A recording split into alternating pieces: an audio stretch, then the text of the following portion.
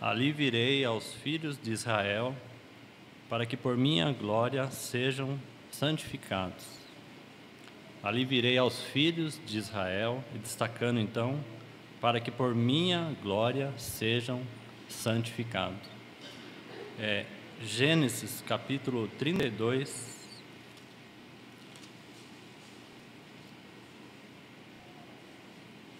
verso 30.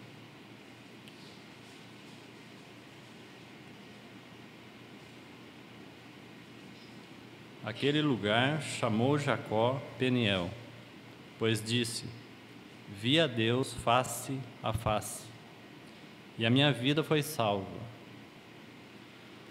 Hebreus capítulo 12,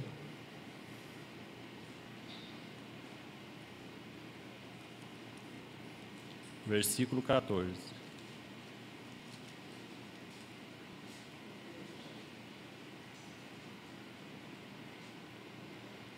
Segui a paz com todos e a santificação, sem a qual ninguém verá ao Senhor. Evangelho de João ainda, no capítulo 17. João capítulo 17, versículo 24.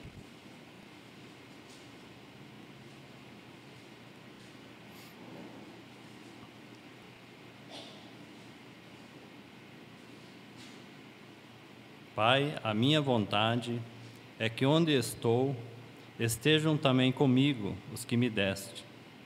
Destacando então essa frase aqui, para que vejam a minha glória, que me conferiste, porque me amaste antes da fundação do mundo.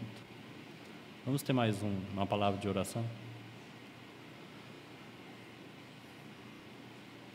Senhor, quão precioso é estar congregados em torno da Tua palavra, em torno de Ti mesmo. Senhor, somos tão agraciados pelo Teu bendito e supremo e eterno amor. Somos cativados por Ti mesmo, cativados pela Tua obra perfeita e bendita, por essa obra redentora que alcançou a todos nós, pela liberdade que temos no Teu Espírito, de termos comunhão uns com os outros, por causa da Tua perfeita e santa comunhão que tem com o Pai. Nós Te bendizemos, Senhor, porque tantas são as bênçãos concedidas ao Teu povo. Nós Te suplicamos por mais esse tempo de comunhão na Tua palavra, reconhecendo a nossa dependência e a nossa insuficiência para tocarmos algo mais de Ti nas Escrituras e vermos o Senhor com mais clareza. Pedimos ao Teu Espírito que possa fazer isso nesse tempo de meditação na Tua palavra. Confiamos a Ele que Ele possa abrir esta palavra a todos nós e comunicar algo aos nossos corações. Reconhecemos o senhorio do Espírito Santo nesse tempo, para que Ele mesmo possa revelar um pouco mais do amor, das glórias, do próprio Filho de Deus. Nós Te bendizemos.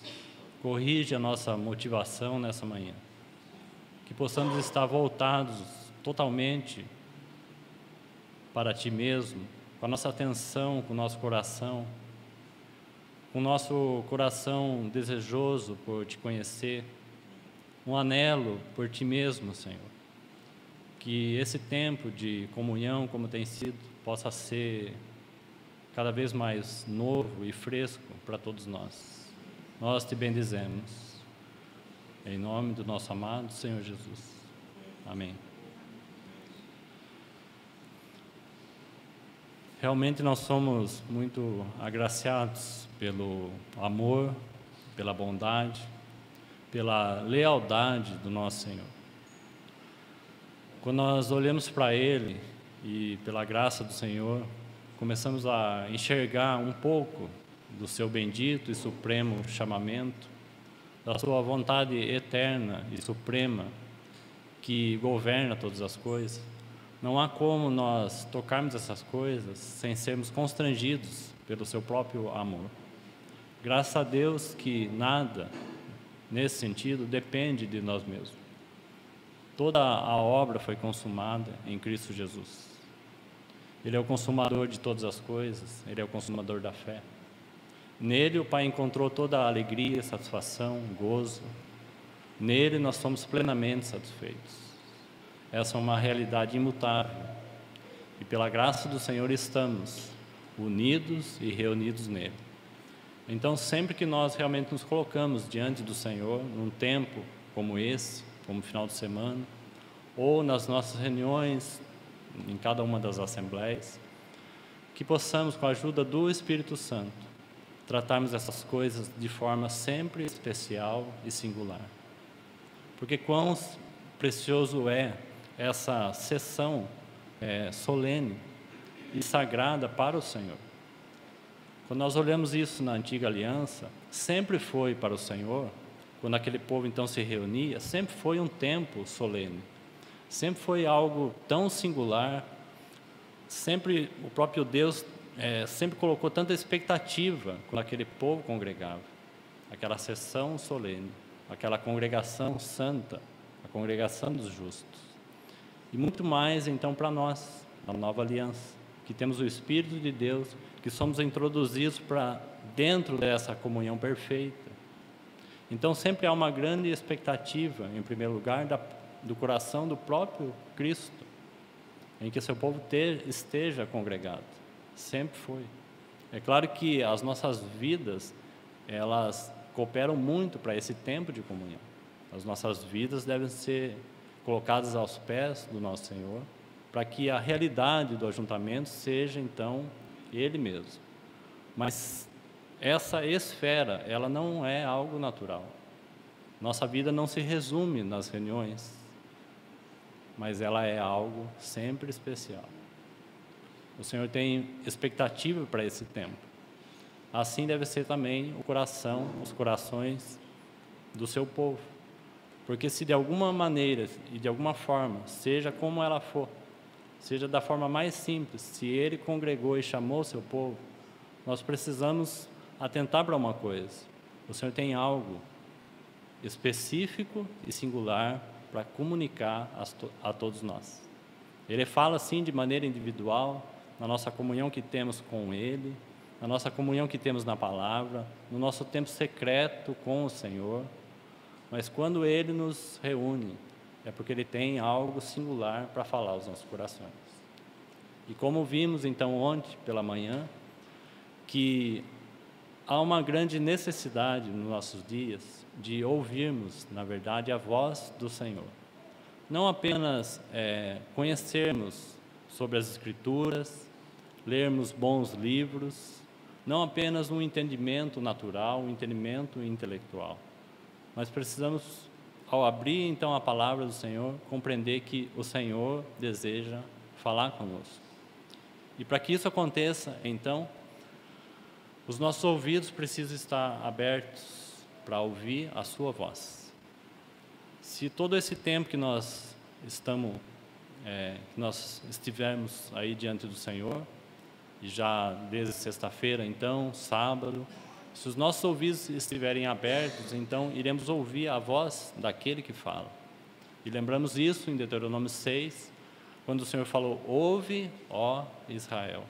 E quantas vezes nós encontramos essa expressão no Antigo Testamento? O Senhor, então, sempre chamando a atenção daquele povo, para que aquele povo pudesse ouvir a voz do Senhor. Essa voz de amor, essa voz que julga, essa voz que sonda os nossos corações. Essa voz é uma voz de uma pessoa. Então, quando nós olhamos, então, na antiga aliança e na nova aliança, vemos que esse princípio, ele deve ser mantido. Deus sempre quis chamar o seu povo para si mesmo.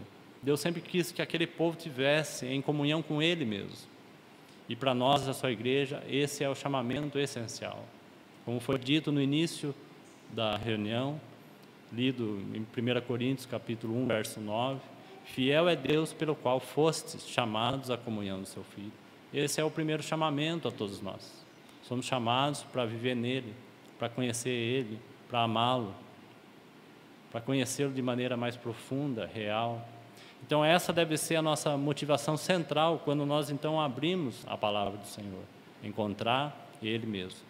Tudo que Ele nos confiou, todas as riquezas da palavra de Deus, todas as instruções que estão aqui diante dos nossos olhos, visam um único propósito e objetivo: conhecermos a pessoa de Cristo.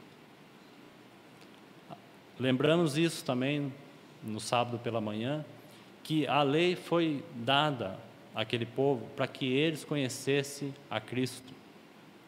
Não apenas para que eles cumprissem as leis, mas que por meio dela eles pudessem conhecer então a pessoa de Deus. E para que nós então possamos conhecer a pessoa de Cristo e também possamos conhecer a pessoa do Espírito Santo. Coloquemos essas três pessoas em uma linha horizontal, porque todas elas cumprem um papel singular no que concerne ao propósito eterno de Deus. Deus cumpriu aquilo que Ele deveria cumprir na antiga aliança.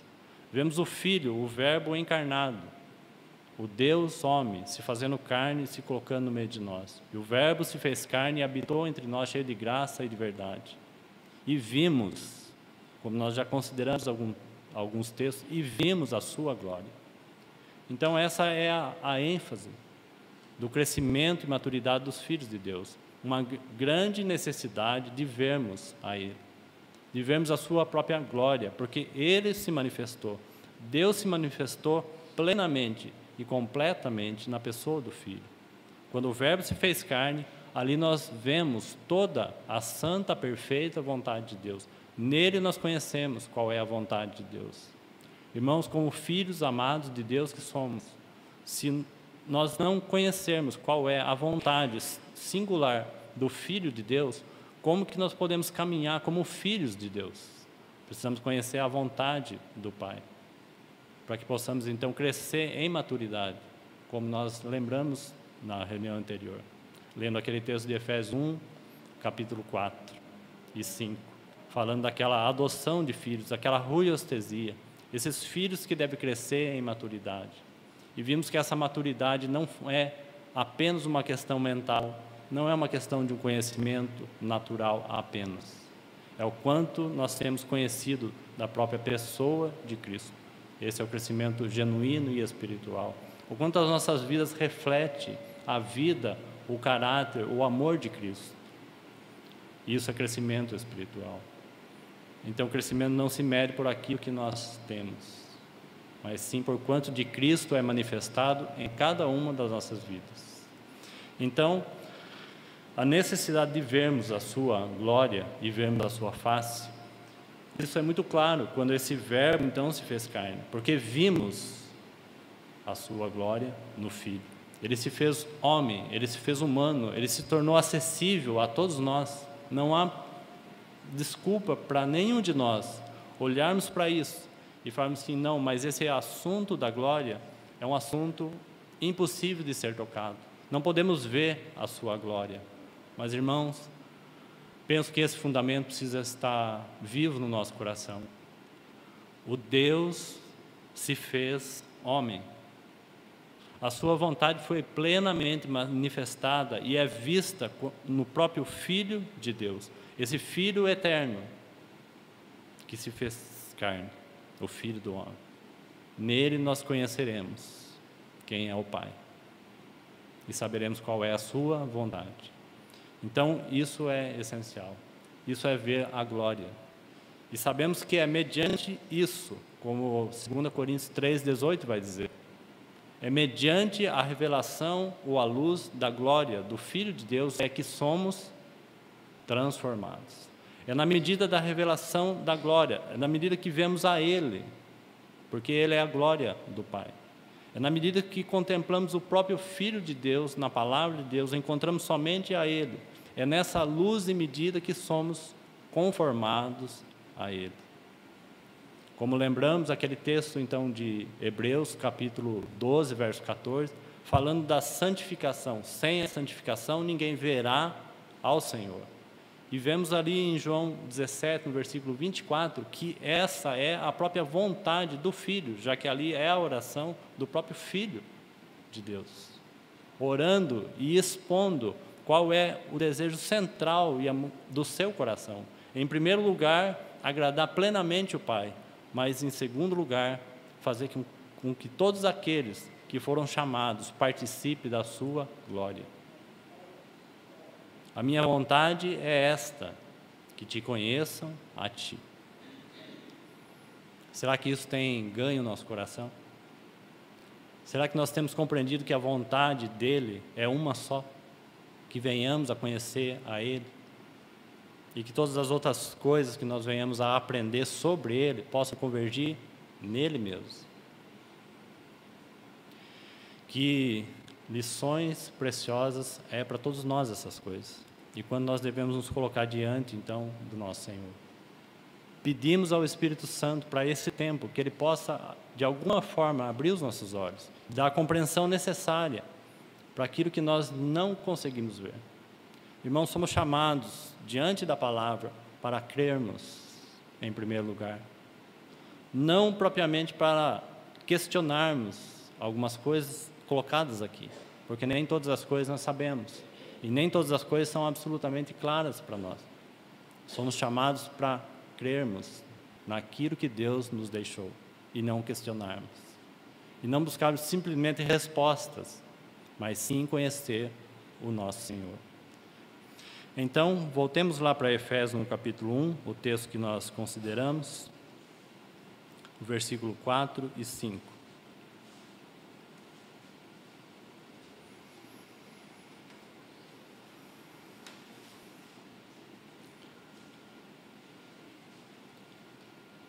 Diz assim: Bendito o Deus e Pai, versículo 3, bendito o Deus e Pai de nosso Senhor Jesus Cristo, que nos tem abençoado com toda a sorte de bênção espiritual nas regiões celestiais em Cristo.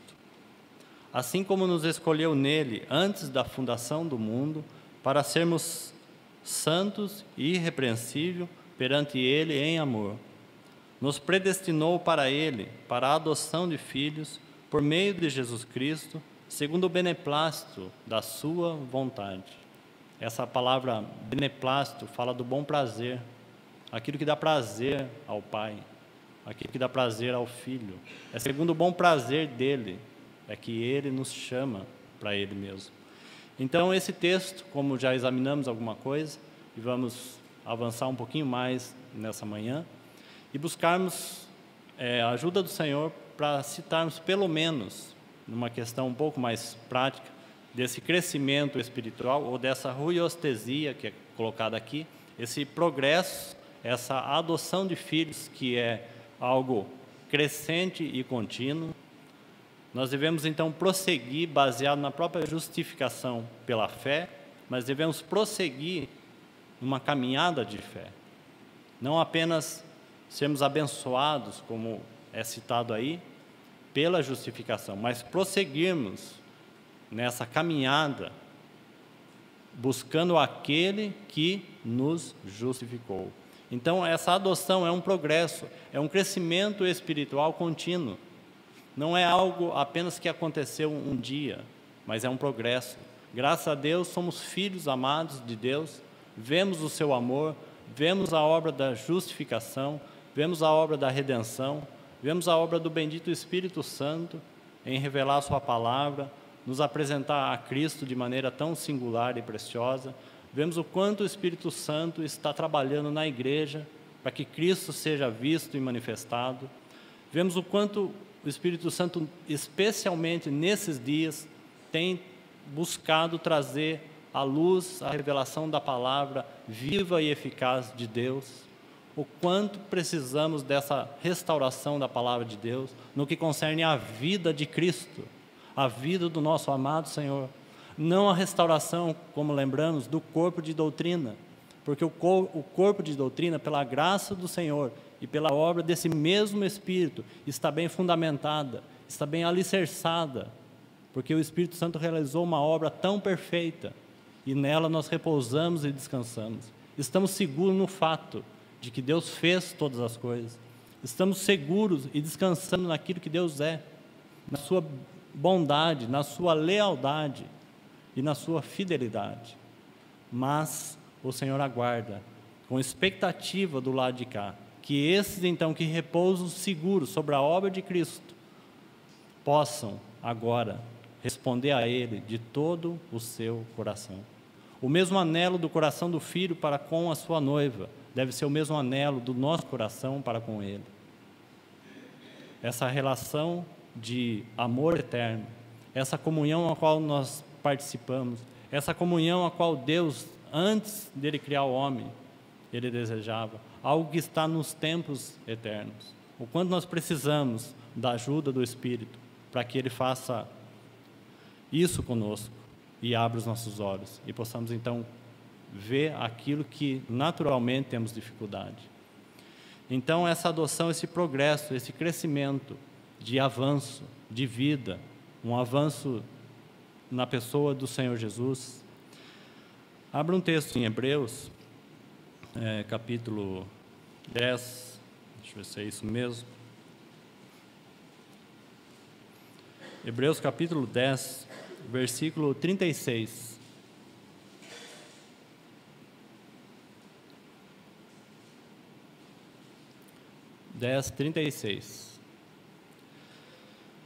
Com efeito, tendes necessidade de perseverança, para que, havendo feito a vontade, está vendo aí? Para que, havendo feito a vontade de Deus, alcanceis a promessa. Então, olhando para esse verso, e logo ele vai falar sobre a questão do justo viver pela fé, e aqui se refere a uma caminhada, e não a obra que Ele já fez em nós. Ele já nos justificou, mas aqui o autor de Hebreus está colocando a nossa caminhada e crescimento fundamentado na própria obra da justificação. Então, a justificação não é um fim em si mesmo, mas é um início de uma caminhada e de vida por fé. Somos chamados para crer na palavra de Deus em primeiro lugar e não a questionar. Como falamos, o conhecimento sempre pode nos levar a uma soberba, o conhecimento natural.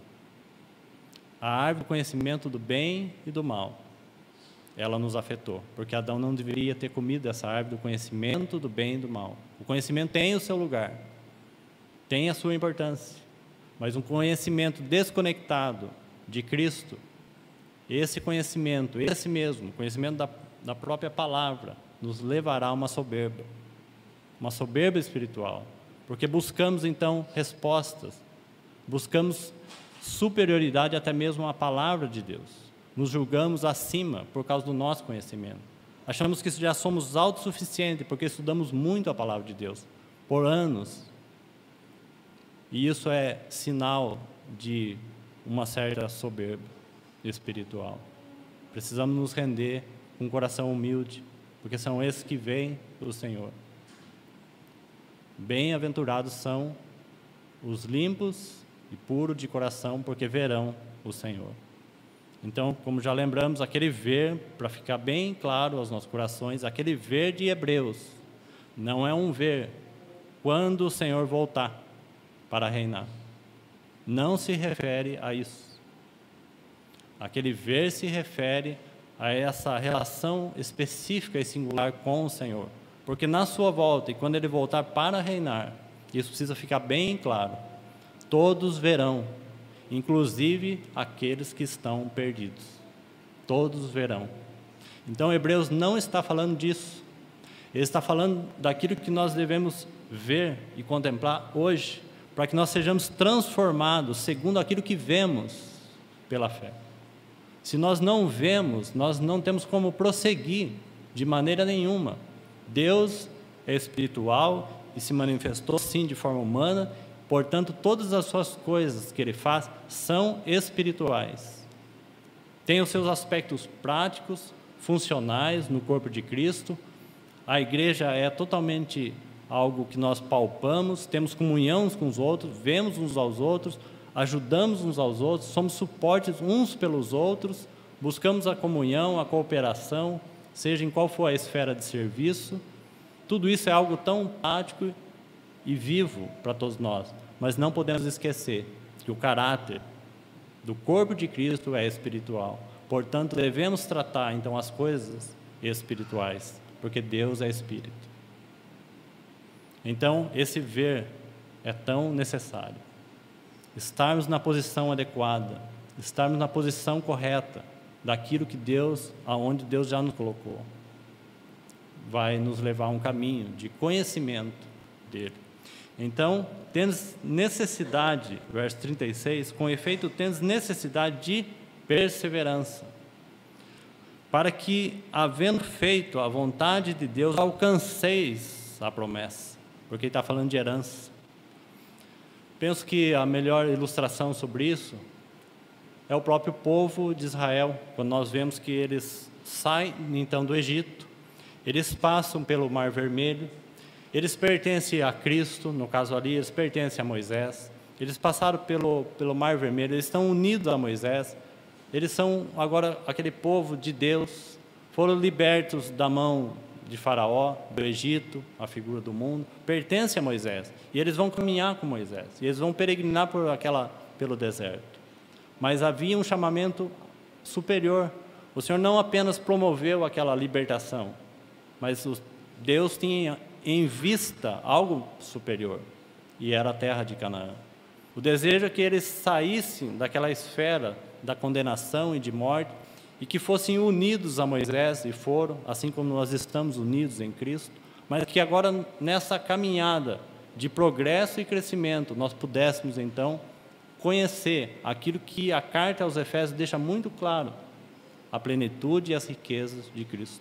Nunca conheceremos Ele plenamente e totalmente, teremos toda a eternidade para conhecê-lo, mas esse é um chamamento tão singular para a igreja, para que venhamos a conhecer as suas riquezas e a plenitude de tudo aquilo que Cristo é. Então é exatamente isso que esse texto está colocando. Alcanceis então a promessa. Então toca o lado da nossa responsabilidade, daquilo que então nós vemos e respondemos ao Senhor. Portanto, a graça e a responsabilidade sempre estarão juntas. A graça é toda a provisão de Deus, é toda a habilitação de Deus. O Espírito Santo que foi derramado e enviado aos nossos corações é o meio em que Ele nos habilitou para conhecermos o Senhor e respondermos ao Senhor de todo o coração. A obra é dele mesmo, é baseado nele mesmo. O poder é do próprio Espírito de Deus que atua em nós. Não é a nossa obra, não são as nossas mãos, mas é aquilo que Ele fez através do corpo de Cristo. Se em Cristo nós vemos toda a glória de Deus manifestada ali, então nós temos a glória de Deus, a face do Pai em Cristo. Agora, quando nós olhamos para a igreja deve ser então a própria glória de Cristo. Aqueles que veem então o corpo de Cristo devem ver o próprio Cristo, a sua beleza, a sua glória, o seu poder, a sua autoridade, e não ver, na verdade, a igreja em si mesmo, mas sim a expressão do próprio Cristo. Assim foi que o Filho se manifestou. Ele veio trazer para a terra a vontade do Pai, não foi? Não foi essa a obra principal do Filho, quando nós olhamos para o que Ele está fazendo? Qual era a maior preocupação do próprio Filho de Deus no tempo que Ele esteve aqui na terra? Senão agradar o Pai, senão trazer a vontade do céu para a terra, manifestar o amor do Pai aos homens, manifestar a nós que somos filhos amados do Senhor. Não foi essa a obra de Cristo em todo o tempo, trazendo a vontade de Deus para a terra? Agora estamos aqui, nós, pela graça do Senhor, habitados pelo Espírito Santo. Cristo foi assunto aos céus, está sentado à destra de Deus o Pai, e quando isso aconteceu, Ele derramou do seu Espírito sobre nós, e nós temos então o outro lado, o nascimento de forma visível e manifestada, o corpo de Cristo. Então o Espírito dele foi enviado e derramado aos nossos corações, e fomos então batizados e inseridos no corpo de Cristo, e aqui está o corpo de Cristo. Essa é a realidade do corpo de Cristo. Foi manifestado de forma visível, assim como nós não podemos resumir e olhar para esse Filho do homem, no seu período que ele esteve na terra, e resumir que ele é apenas um homem natural, porque ele não é. Ele é o eterno Filho de Deus e se manifestou. Então ele tem a sua origem, sua essência em Deus, porque ele é Deus. Essa é a essência dele. Então nós temos agora esse Espírito que desce e vem habitar em nós. E como nós temos tratado então a questão da igreja? Como nós temos visto a questão do corpo de Cristo? Será que nós temos olhado pelo campo terreno e entendido que o corpo de Cristo se limita a um ambiente, a uma esfera onde estamos? Será que o corpo de Cristo se limita a uma casa a qual nós nos reunimos? Será que esse molde é a verdadeira igreja, o molde de casa? Deus não está preso e nunca esteve a moldes nenhum. Então nós temos aqui a essência do caráter do que é a igreja. A sua essência é celestial. Se nós não compreendermos isso, nós iremos enfrentar grandes dificuldades para vivermos a vida da igreja à luz da vontade e do coração de Deus. Então ela se manifesta em Pentecostes, e ali nós temos 120 primeiros membros do corpo de Cristo. Ela se manifesta de forma visível, mas a sua essência é espiritual e celestial. Irmãos, tratemos as coisas práticas de forma espiritual. Quando nós tocamos as coisas práticas, inclusive o serviço, de outra maneira, há um resultado negativo. E esse resultado é morte. Morte espiritual. Por quê? Porque nós não estamos tratando com coisas naturais. Nós não estamos diante da palavra como sendo apenas um livro de instrução. Nós estamos diante do próprio Senhor, que deseja falar conosco. Quando nós congregamos num tempo como esse, esse não é um tempo natural. Então os irmãos percebem quanta diferença? Quando servimos, quando amamos uns aos outros, por que nós devemos olhar para o irmão e buscar Cristo? E não as deficiências, e não nossas fragilidades. Por que motivo? Porque alguém falou que nós devemos fazer assim? Nós precisamos ter a realidade interior disso, para que nós possamos olhar para o irmão e ver Cristo. Mas por que motivo? Porque a nossa essência, a essência da igreja, ela tem esse caráter espiritual. Ela está no coração de Deus desde sempre. Deus sempre quis essa família para o Filho. E o Filho sempre almejou, e o seu coração sempre bateu forte pela sua noiva. Quanta dedicação do próprio Filho para com a sua noiva. Será que nós paramos e meditamos sobre isso? Será que nós fizemos reflexão sobre essas coisas?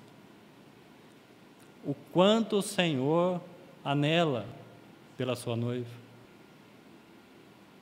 O quantas coisas Ele já fez, a sua própria obra redentora, a sua vida, o seu coração pulsa pela sua noiva. E nós então olhamos para Ele, e como será que fica o nosso coração? Então estamos às vezes distraídos com muitas coisas, e se perdendo até mesmo dentro da própria palavra de Deus. Porque estamos distraídos. Graças a Deus pelo seu amor eterno e a sua fidelidade. Irmãos, encontramos o corpo de Cristo numa situação delicada e estranha. A noiva que deveria ter seus olhos somente para Ele, ela tem se desviado e se ocupado com tantos amores, com tantos amantes, buscando as coisas desse mundo, se ocupando com as coisas secundárias, enquanto seu coração deveria estar voltado com um anelo, com o desejo de se aprontar para Cristo. Por que o Senhor não retorna à sua igreja? Tudo mostra que está pronto. Por que Ele não retorna? Porque Ele busca uma noiva que ame a Ele mesmo, que anele por Ele, que tenha a sua afeição. Essa é a verdadeira consagração. Então, tendes necessidades de perseverança para que alcanceis a promessa de Deus. Versículo 37. porque ainda dentro de pouco tempo aquele que vem virá, e não tardará. Todavia, o meu justo, então aqui está falando dessa vida de progresso baseado na justificação. Ele está falando de avanço, e veja o que o texto vai dizer. E se retroceder, nele não se compraz a minha alma. Então ele está falando de um progresso. Ele está falando das mesmas coisas de Efésios 1, 5. Ele está falando da mesma adoção. Ele está falando que a nossa vida é uma carreira, é um progresso crescente. De que maneira? De conhecimento apenas?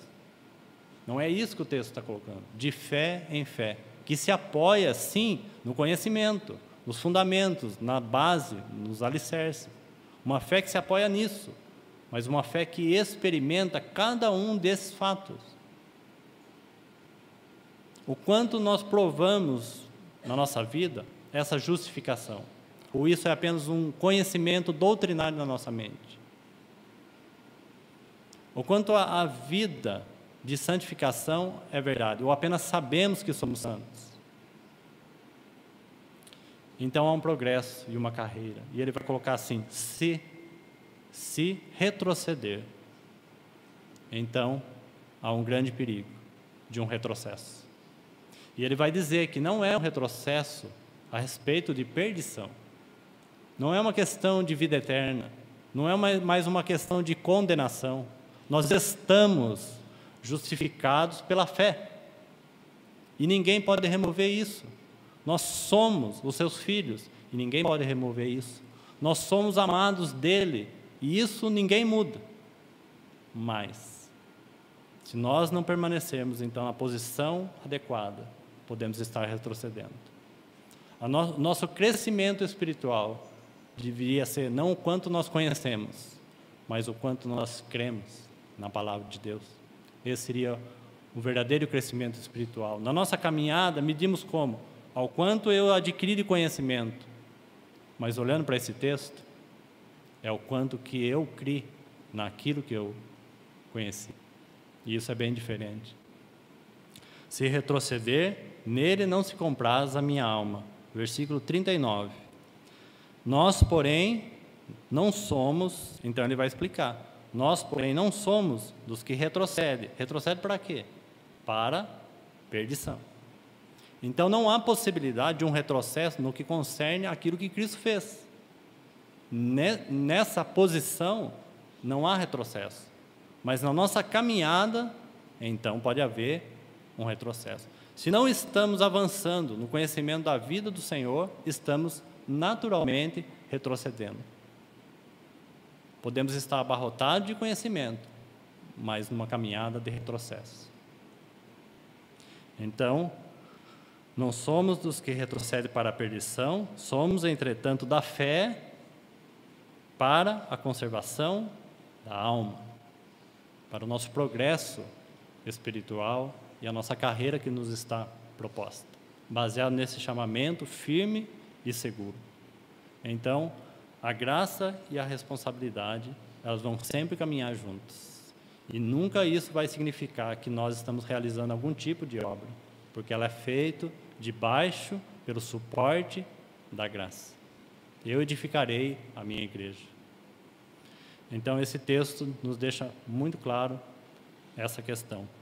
Então, gostaria de destacar na vida um pouco de Jacó, no tempo ainda que temos, rapidamente, e citarmos 4 pontos que nós vamos examinar ali, que mostram um crescimento e uma caminhada na própria vida de Jacó. Essa vida nos fala tantas coisas, mas quando nós olhamos para Jacó e vamos observar algumas coisas, vamos ver que Jacó, ele saiu da casa do seu pai, e vamos só considerar apenas a fuga de Jacó e o seu retorno. Então, olhando para a vida dele, vamos observar que Jacó, ele sai da casa do pai e foge e volta para a casa do pai. Ou seja, nesse trajeto, o caminho é de saída da casa do pai e volta para a casa do pai. Então ele sai da onde ele não deveria sair. E o Senhor vai tratar então com aquela vida, naquela caminhada. E isso fala tanto. Para onde que o Senhor quer trazer Jacó de volta? Para o lugar da onde ele não deveria ter saído. Como lembramos então na reunião, a posição correta. Em João, em Apocalipse, vamos só relembrar rapidamente, na carta aos Efésios, escrita por João, no capítulo 2, gostaria de destacar essa nota. Então, Apocalipse capítulo 2, versículo 4 e 5. Apocalipse capítulo 2, versículo 4 e 5. Diz assim, então, lembramos já sobre esses irmãos de Efésios na reunião anterior, mas vamos ler então aqui para ficar bem claro essa questão importante. Vamos ler a partir do versículo 2. Diz assim: conheço as tuas obras, assim o teu labor como a tua perseverança, e que não podes suportar homens maus, e que pusesse à prova os que a si mesmos se declaram apóstolos e não são, e se achastes mentirosos, e tens perseverança, e suportastes provas por causa do meu nome, e não te deixastes esmorecer. Então, a carta aos Efésios e essa carta se passaram em torno de 29 anos. Uma escrita por Paulo e a outra escrita por João. 29 anos se passaram. O que permaneceu aqui? Apenas as obras. Permaneceu o conhecimento, permaneceu o serviço, permaneceu o conhecimento, permaneceu a perseverança. Todas essas coisas são boas. Tudo isso permaneceu. Mas o que eles perderam então? Eles deixaram a posição onde eles estavam. Não uma questão de perdição, mas uma questão de comunhão com o Senhor. E então no verso 4, ele vai fazer aquela repreensão. Qual é a repreensão que o Senhor vai fazer sobre eles? Tenho, porém, contra ti. Então o Senhor tem algo específico com eles, contra eles. E não é as obras, não é a falta nem mesmo de conhecimento, mas algo está faltando, algo eles deixaram. Tenho, porém, contra ti que abandonastes o teu primeiro amor, ou a ideia da palavra aqui, melhor. Essa era a repreensão do Senhor. O problema não era aquilo que eles tinham, o conhecimento, a perseverança. Eles eram laboriosos, eles sabiam identificar quem eram os falsos mestres. Tudo isso eles tinham. Mas o que eles perderam? A busca central e o amor central pela própria pessoa de Cristo. Foi isso que eles perderam. E olhando aqui para esses irmãos, vamos ver que quando eles perderam isso, eles perderam tudo. Eles perderam todas aquelas coisas boas, porque eles perderam o essencial. Eles perderam Cristo de vista.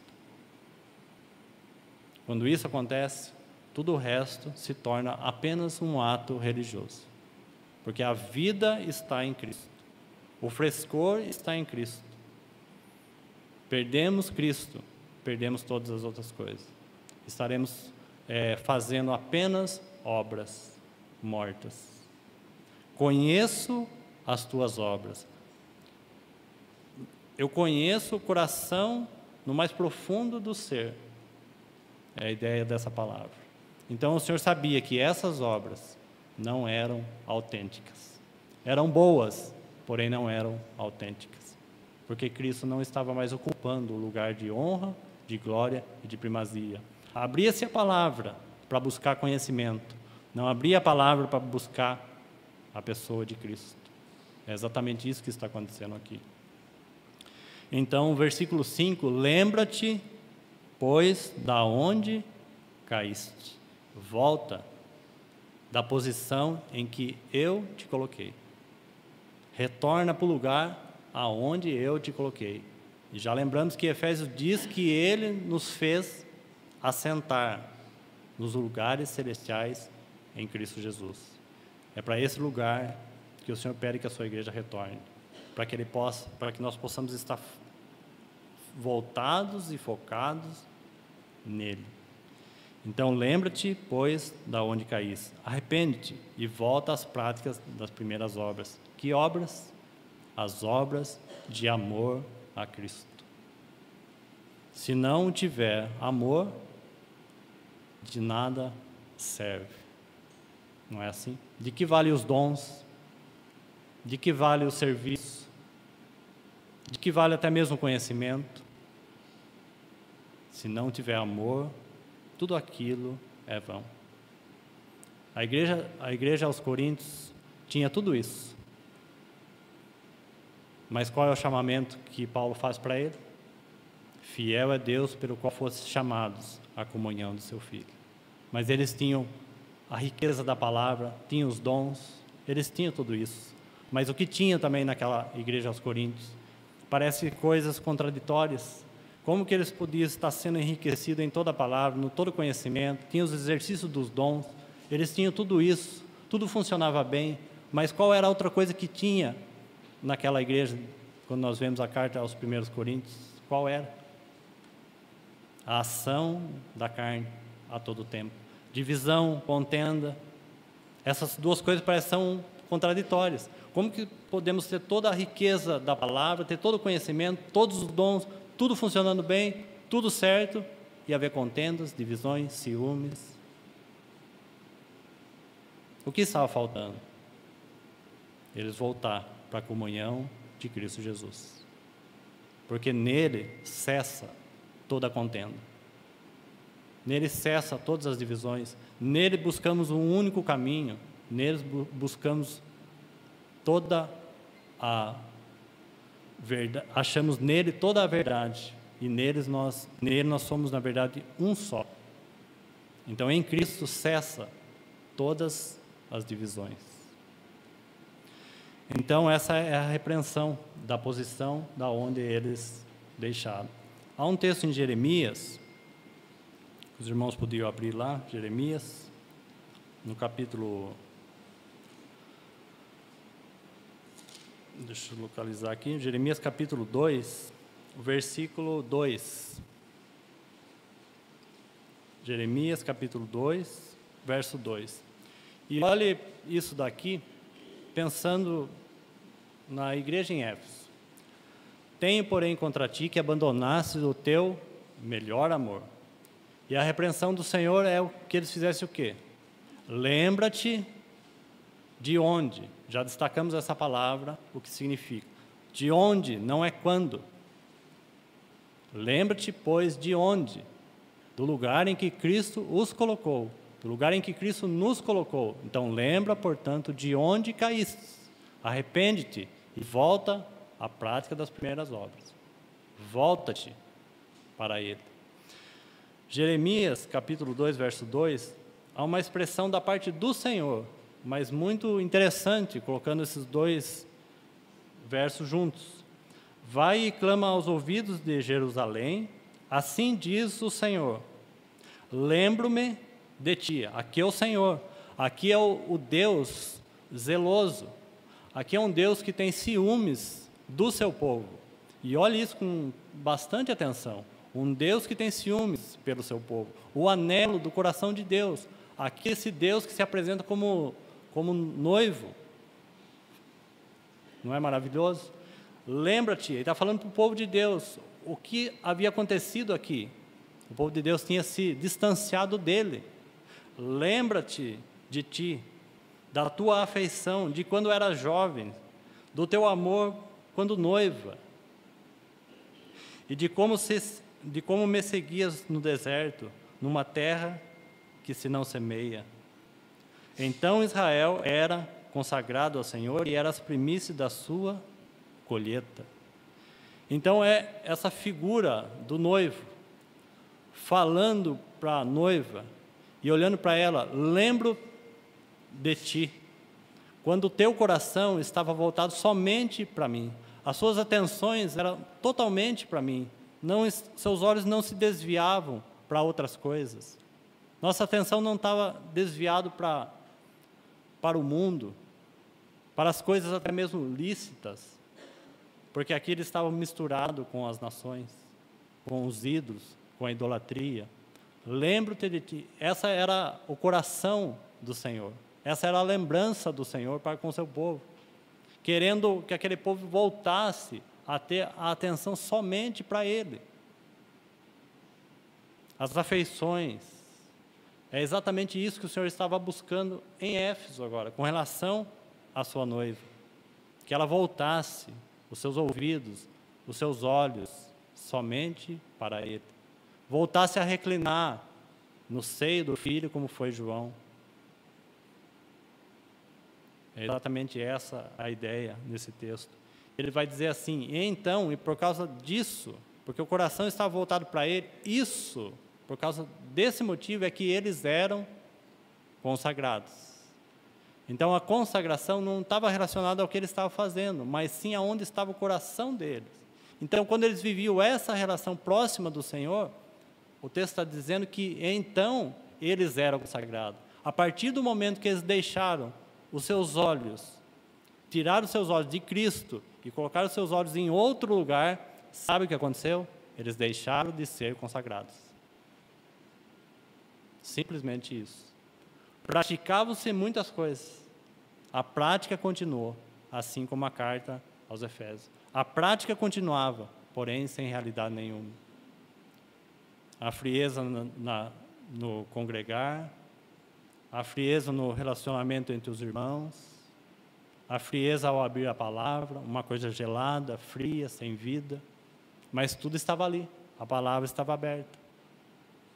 O serviço com a motivação correta, servindo por interesses próprios, por benefícios próprios, porque não estavam mais voltados para o Senhor. O serviço não era mais para Ele, o serviço era para nós mesmos, era para os nossos benefícios, é para aquilo que nos dá prazer, fazemos aquilo que nos apraz. A vida continuou circulando em torno deles mesmos. Lembra-te, pois, da onde caíste. Então, lembramos disso, e isso nós vemos claramente na própria vida, então, de Jacó. Então, vamos lá no livro de Gênesis, e vamos examinar algumas coisas rapidamente. No capítulo 24,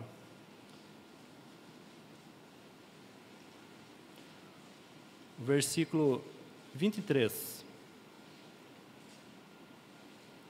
E vamos destacar, então, nessa caminhada, que Jacó sai da casa do pai, foge pela situação que ele mesmo semeou, ali naquele ambiente.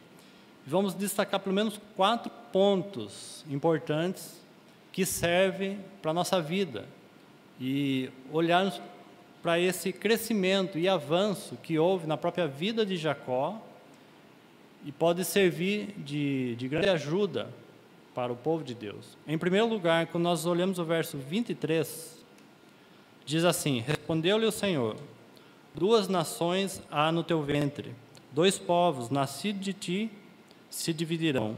Um povo será mais forte do que o outro, e o mais velho servirá ao mais moço. Então, esse é o primeiro ponto. Olhando para isso, de maneira bem resumida, nós vemos aqui que aqui está contido pelo menos 2 coisas. Primeiro, a promessa de Deus está envolvida aqui, porque há uma promessa para esse povo, e há uma herança.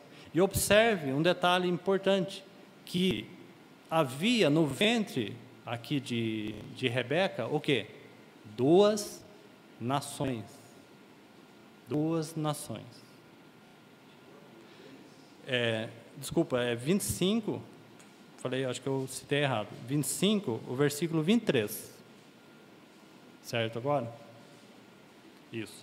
Então, capítulo 25, verso 23.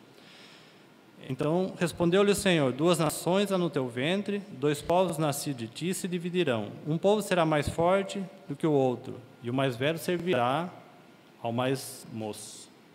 Então, essa promessa está envolvida aqui, e a palavra de Deus também está envolvida aqui.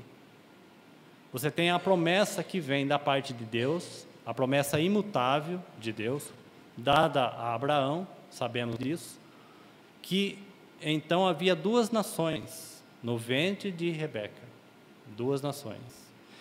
Isso é muito significativo, porque quando olhamos para a vontade de Deus e o propósito de Deus, Ele tem chamado um povo.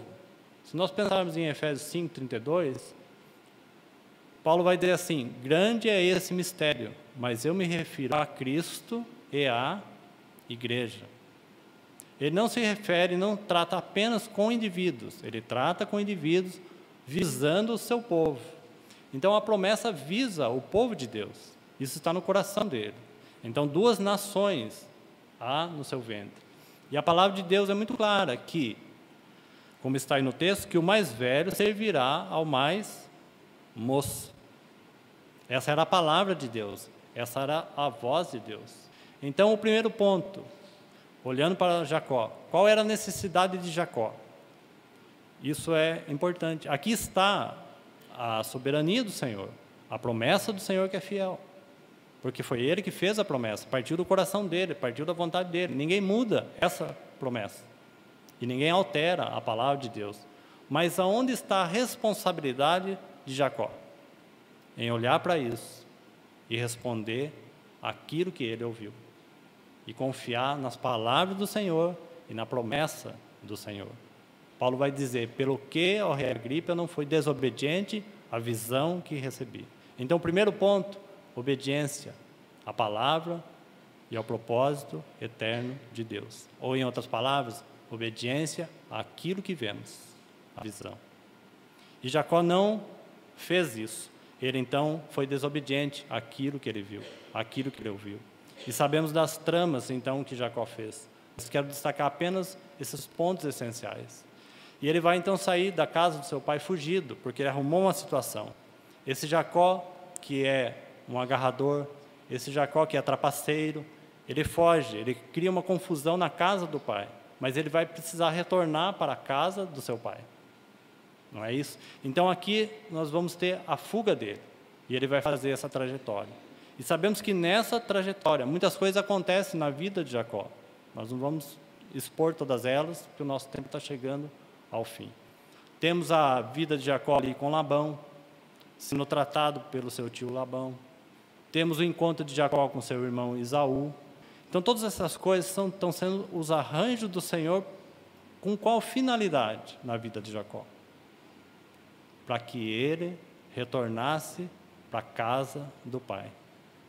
Para que ele retornasse no lugar da onde ele nunca devia ter deixado. Se nós pensarmos isso com relação ao próprio filho pródigo, que todos os irmãos conhecem, aquele filho deixa a mesma esfera, ele deixa a casa de comunhão, ele deixa aquele lugar de onde ele nunca deveria sair, mas ele achou apto o suficiente. Então, dá a herança que me cabe, e eu vou seguir minha vida. Eu estou apto para seguir a minha vida. E aquele filho sai do lugar de onde ele nunca deveria sair. E ele vai viver aquela situação, então, de morte, até que o Senhor fale com ele mediante aquela circunstância. E o que precisa acontecer com aquele filho? Ele é filho, ele sempre foi filho, ele nunca deixou de ser filho. O que vai acontecer com ele? Mediante a circunstância, aquilo que Deus tratou com ele, ele vai retornar para o lugar da onde ele nunca devia sair. Para o lugar de riqueza, de graça, de plenitude, de deleite, de contemplação, de suprimento. Então ele retorna para a casa do pai. E vemos Jacó fazendo a mesma coisa, só que o Senhor vai fazer os seus arranjos na vida de Jacó. E lá no capítulo 32, nós vamos examinar, nós temos aquele capítulo tão singular, Peniel. E algo específico acontece ali naquela vida. Então o primeiro ponto que nós queremos destacar num crescimento de maturidade ou espiritual é a obediência à palavra e ao propósito de Deus. Irmão, se essas palavras são fiéis, então por que Jacó precisou fazer tudo o que fez? Por que ele fugiu? Se é uma questão apenas da promessa segura e firme, por que então Deus não interviu de maneira diferente? A palavra está aqui, a promessa está aqui. Deus disse que isso vai acontecer, e realmente aconteceu. Uma nação partiu de Jacó, não foi? De Jacó nasceu a nação de Israel, não é isso que aconteceu? De um indivíduo nasceu a nação de Israel. Então, mas isso em nada mudou a responsabilidade de Jacó. Jacó precisava então fugir, porque Deus precisava tratar com Jacó e esperar de Jacó a sua resposta, para que ele então retornasse de maneira diferente. Então, no capítulo 32 de Gênesis, então o primeiro ponto, aí de 4, seria então a obediência à palavra e à vontade de Deus, ou à promessa de Deus. E lembramos que Paulo foi então obediente à visão celestial. Segundo ponto, nessa trajetória, precisamos ser vencidos pela cruz. Esse seria o segundo ponto. Precisamos ser feridos de amor, porque tudo que o Senhor faz conosco, pela cruz. Quem não nega a si mesmo, não toma a sua cruz e segue-me, não pode ser meu discípulo. Precisamos das marcas da cruz no nosso viver, fazendo as podas necessárias do nosso ego, cortando a nossa vida egocêntrica, cortando os nossos próprios interesses, porque nós giramos sempre em torno de nós mesmos. A cruz precisa realizar um trabalho profundo em nós e deixar as marcas de Cristo em nós. São as marcas de amor em cada um de nós. Então, segundo ponto, feridos pelo o Senhor, porque o Senhor deseja alcançar algo em nós. E colocando algo aqui importante, quando nós lembramos daquilo que o Senhor falou, quem não negar a si mesmo e não tomar a sua cruz e não me seguir, isso não se refere apenas aos discípulos. Precisamos deixar bem claro aqui. Todos nós somos chamados para ser discípulos. Porque o Senhor disse lá em João 17, que todos aqueles que vierem a crer em meu nome, então todos aqueles que creem no nome do Senhor são chamados para ser discípulos e são discípulos. A necessidade de negarmos a nós mesmos e seguirmos o Senhor é válido para todos nós. Esse é o caminho de crescimento. E vimos que então o Senhor fez várias coisas na vida de Jacó. E no verso então 24, nós temos então aquele auge de tudo que o Senhor está fazendo com Jacó. Ele está prestes a encontrar com seu irmão Esaú. Jacó está tenso, bastante tenso. E vamos observar que o próprio Senhor, aqui o anjo que aparece aqui, Cristo pré-encarnado, lutou com Jacó. Então, no verso 24, ficando ele só, lutava com ele um homem até ao romper do dia. E nós vamos ver então que quem lutou com Jacó é o próprio anjo. Não é primeiramente Jacó que lutou com o anjo, mas o anjo lutou com Jacó. E isso tem uma diferença, porque Deus queria obter algo de Jacó. Deus queria obter o próprio coração de Jacó. Nós conhecemos a história de Jacó e conhecemos a pessoa de Jacó. Jacó é uma pessoa forte demais, difícil de se lidar, forte, confiante em si mesmo. Então, o que o Senhor está vencendo nele aqui? Senão o seu próprio ego, ou senão a sua própria alma, porque assim é a nossa alma, forte demais. Lutamos muitas vezes contra as coisas do Senhor, é assim que nós somos, forte demais. E precisava haver então uma intervenção do Senhor, uma intervenção da cruz nessa vida. E Jacó então foi ferido por esse anjo.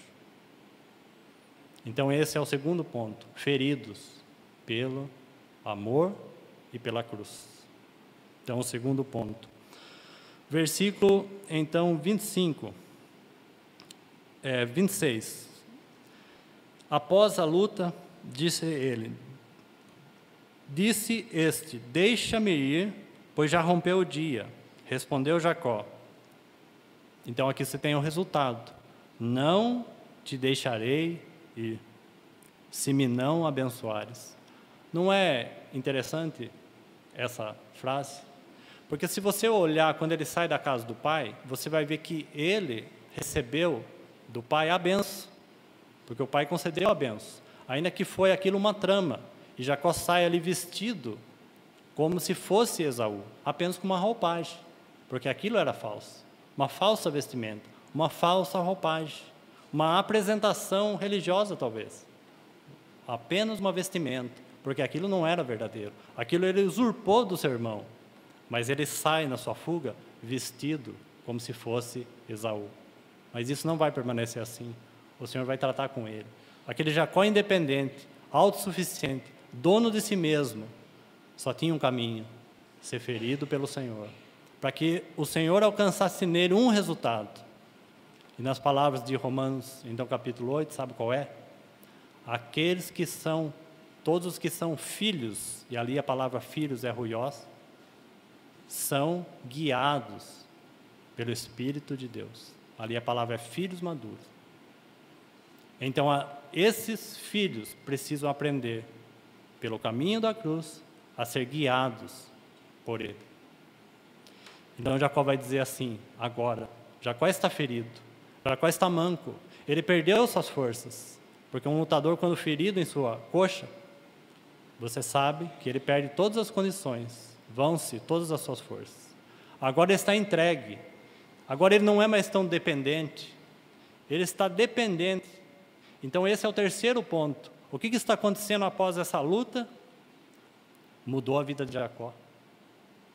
Agora ele não sai fazendo segundo os seus interesses. Então ele vai dizer assim: não me deixe. O que aconteceu com esse homem tão forte? Antes ele passava por cima de todos, passou por cima do seu pai, passou por cima do seu tio, passou por cima, ninguém podia contra Jacó, ele era forte demais. Irmão, será que isso não tem uma semelhança conosco? Ou será que nós não somos assim? Donos de nós mesmos, agindo por nós mesmos.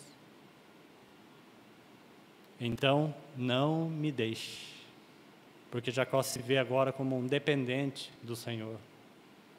Eu preciso de ti, mas antes ele não precisava.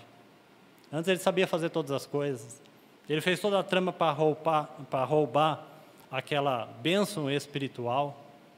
Ele mexeu com essas coisas espirituais, porque não são. A bênção ali não é algo espiritual. O direito de primogenitura não é algo espiritual. A palavra não era espiritual.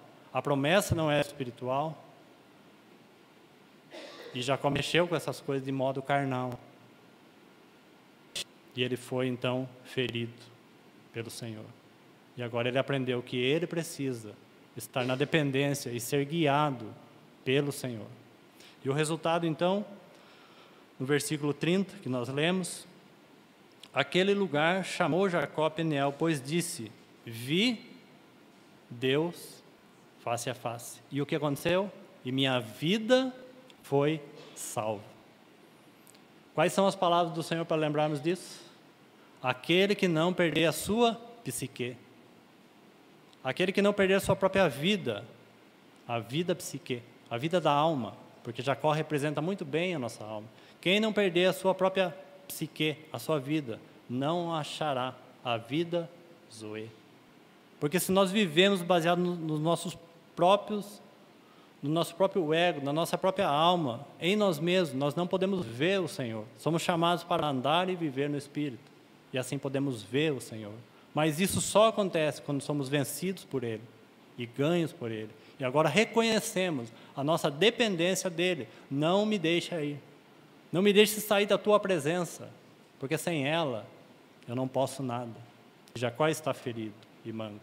Então, agora ele podia ver esse Senhor. Esse seria então o segundo e o terceiro ponto. Então, o primeiro, obediência à palavra de Deus. O segundo, a operação da cruz e o caminho da cruz. Resultado, dependência e sermos guiados pelo Espírito Santo. E um último ponto, e concluindo, o versículo, então, no capítulo 35, verso 1. Então, algo acontece com Jacó, e as palavras são essas.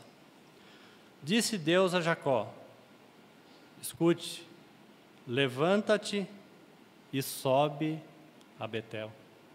Levanta-te e volta. Para onde?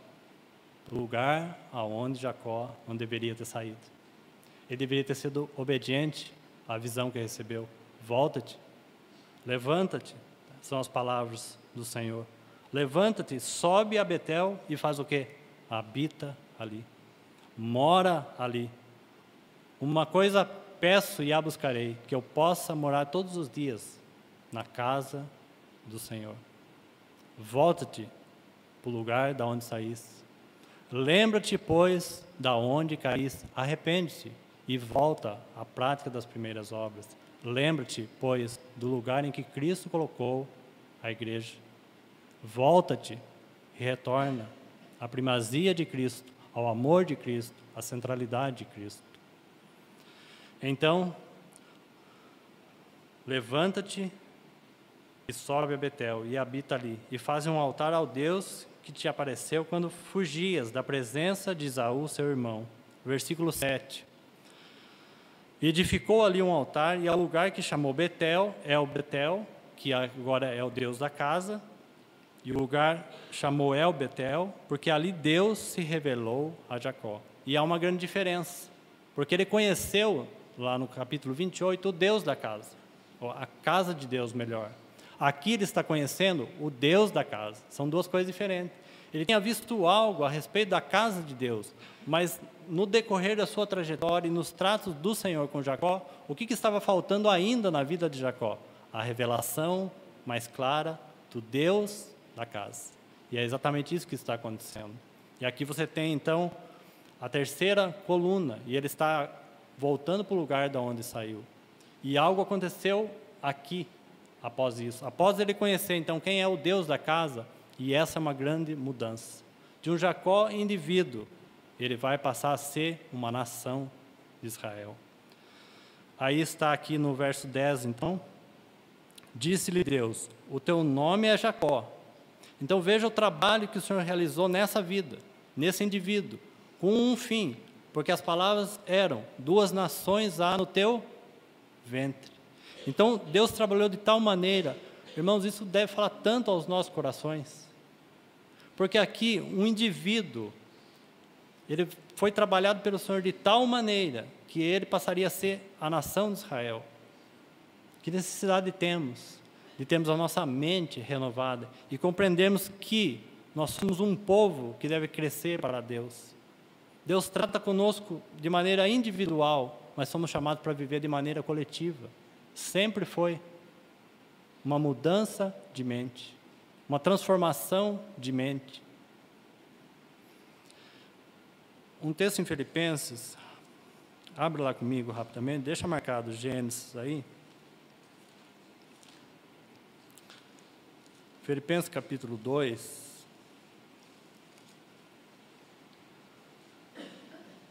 Filipenses 2, versículo 2. Olhe com atenção esse verso. Diz assim: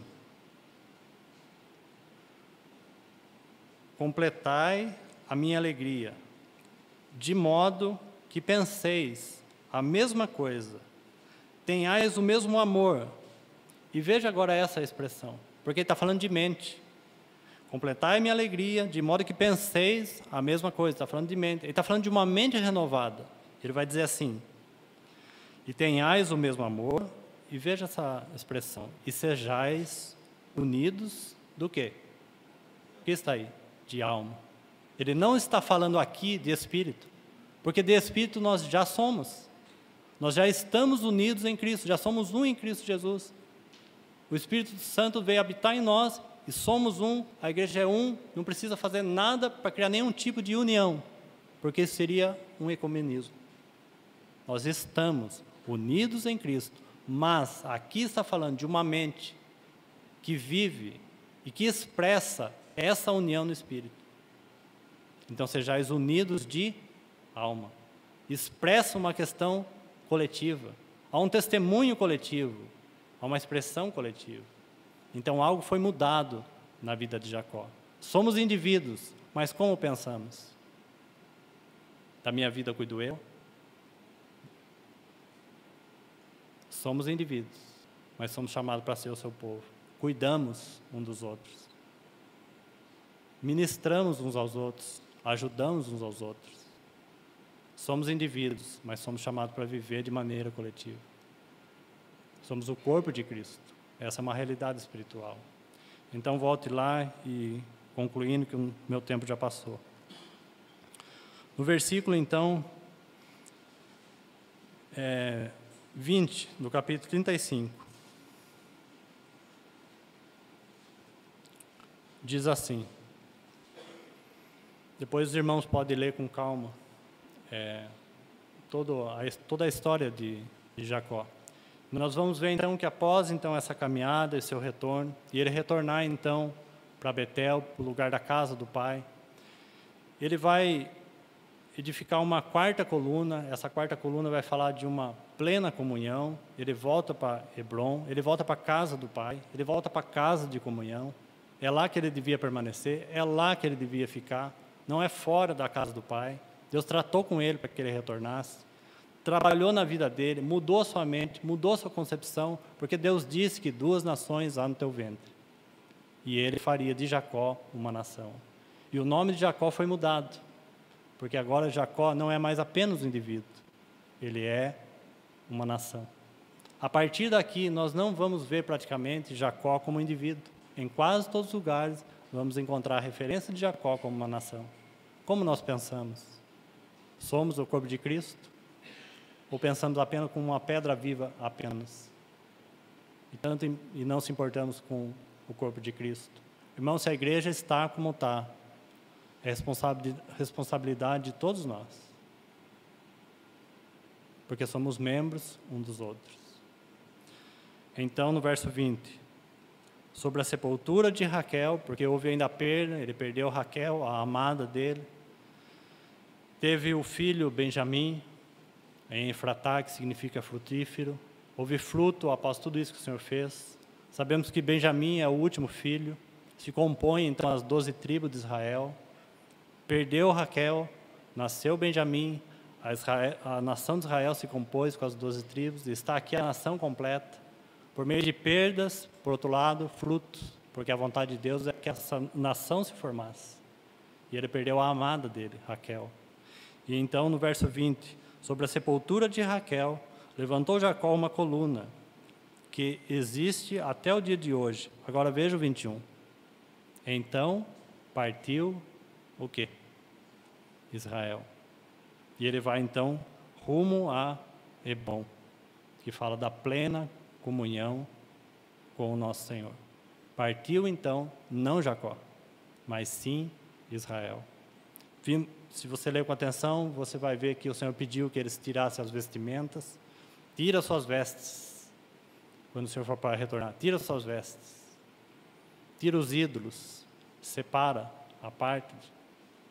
E ele parte então como Israel rumo à plena comunhão, que é o significado de Hebrom. Nós só podemos crescer numa comunhão mais plena com o Senhor, junto com todos os santos, numa vida coletiva. Não apenas pelo que conhecemos. O crescimento espiritual, se você ler as epístolas de João, você vai descobrir a marca. Se nós falamos que realmente temos conhecido, crescido no Senhor e amamos o Senhor, João vai dizer qual é o resultado. Quando então vivemos essa vida coletiva uns com os outros. Que o Senhor nos ajude e fale aos nossos corações. Amém.